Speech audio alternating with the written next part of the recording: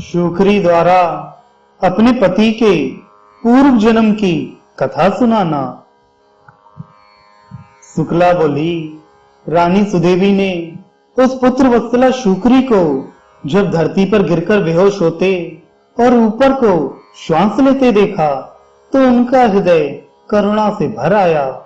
वे उस दुखनी के पास गईं और ठंडे जल से उसका मुंह धोया, फिर समस्त शरीर पर पानी डाला। इससे शुक्री को कुछ होश हुआ। उसने रानी को पवित्र एवं शीतल जल से अपने शरीर का अभिषेक करते देख मनुष्यों की बोली में कहा, देवी, तुमने मेरा अभिषेक किया है, इसलिए तुम्हारा कल्याण हो। तुम्हारे दर्शन और स्पर्श से आज मेरी पाप राशि नष्ट हो गई। पशु के मुख से यह अद्भुत वचन सुनकर रानी सुदेवा को बड़ा आश्चर्य हुआ। वे मन ही मन कहने लगी, यह तो आज मैंने विचित्र बात देखी। पशु जाति की यह मादा इतनी स्पष्ट, सुंदर, स्वर व्यंजन से युक्त तथा उत्तम संस्कृत बोल रही है। महाभागा सुदेवा इस घटना से हर्षमग्न होकर अपने पति से बोली, राजन इधर देखिए, यह अपूर्व जीव है। पशु जाति की स्त्री होकर भी मानवी की भांति उत्तम संस्कृत बोल रही है।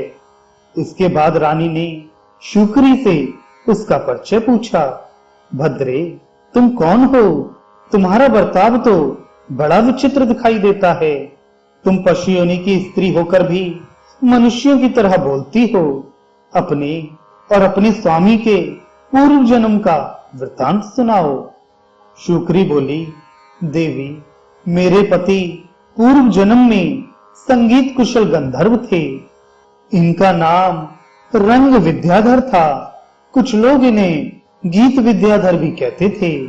ये सब शास्त्रों के मर्मज्ञ थे। एक समय की बात है, महातेजस्वी मुनि श्रेष्ठ पुलस्त जी मनोहर कंदराओं और झरनों से सुशोभित गिरिवर मेरु पर निष्कपट भाव से तपस्या कर रहे थे।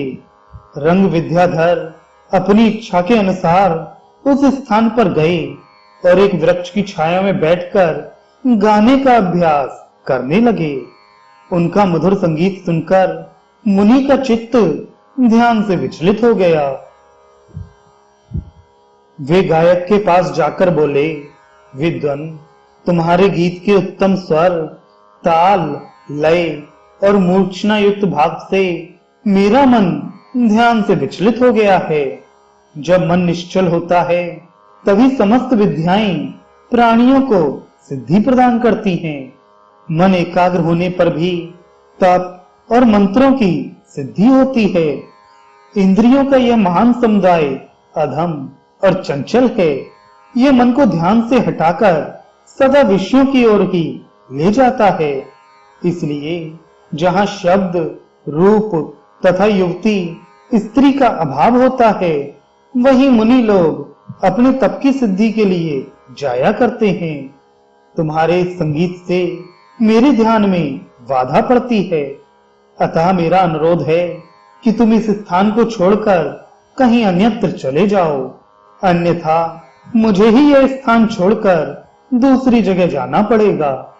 गीत विद्याधर ने कहा, महामते, जिस महात्मा ने इंद्रियों के समुदाय तथा उसके बल को जीत लिया है, उसी को तपस्वी, योगी, धीर और साधक कहते हैं। आप जितेंद्रिय नहीं हैं, इसलिए तेज से हीन हैं। ब्राह्मण, यह वन सबके लिए साधारण है। इस पर सबका समान अधिकार है। इसमें कोई ननुनच नहीं हो सकता। जैसे इसके ऊपर देवताओं और संपूर्ण जीवों का स्वत्व है, उसी प्रकार मेरा और आपका भी है। ऐसी दशा में मैं इस उत्तम वन को छोड़कर क्यों चला जाऊं? आप जाएं, चाहे रहें, मुझे इसकी परवाह नहीं है। विप्रवर पुलस्त जी धर्मात्मा हैं, इसलिए वे क्षमा करके स्वयं ही उस स्थान को छोड़कर अन्यत्र चले गए और योगासन से बैठकर तपस्या करने लगे। महाभाग मुनि श्रेष्ठ पुलस्त के चले जाने पर दीर्घ काल के पश्चात गंधर्व को पुनः उनका स्मरण हो आया। वे सोचने लगे, मुनि मेरे ही भय से भाग गए थे। चलूं, देखूं कहां गए, क्या करते हैं और कहां रहते हैं। यह विचार कर गीत विद्याधर ने पहले महर्षि के स्थान का पता लगाया और फिर वराह का रूप धारण करके वे उनके उत्तम आश्रम पर गए, जहां पुलस्त जी आसन पर विराजमान थे। उनके शरीर से तेज की ज्वाला उठ रही थी, किंतु मेरे पति पर इसका कुछ प्रभाव न पड़ा। वे कुचेष्टा पूर्वक पूतन के अग्रभाग से उन नियमशील ब्राह्मण का तिरस्कार करने लगे, यहाँ तक कि उनके आगे जाकर उन्होंने मलमूत्र तक का विसर्जन कर दिया। किंतु पशु जानकर मुनि ने उनको छोड़ दिया, दंड नहीं दिया। मुनि के इस प्रकार क्षमा करने पर मेरे पति पर उल्टा ही असर हुआ।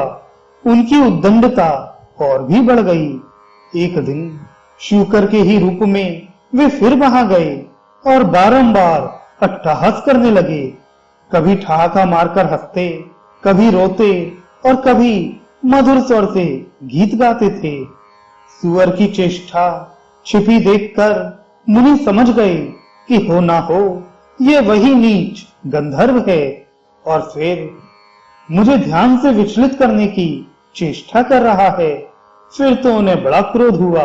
वे श्राप देते हुए बोले, ओ महापापी, तू शूकर का रूप धारण करके मुझे इस प्रकार विचलित कर रहा है, इसलिए अब शूकर की ही योनि में हो जा।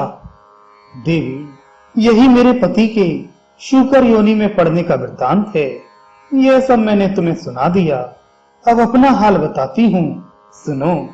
पूर्व जन्म में मुझ पापनी ने भी घोर पाप किया है।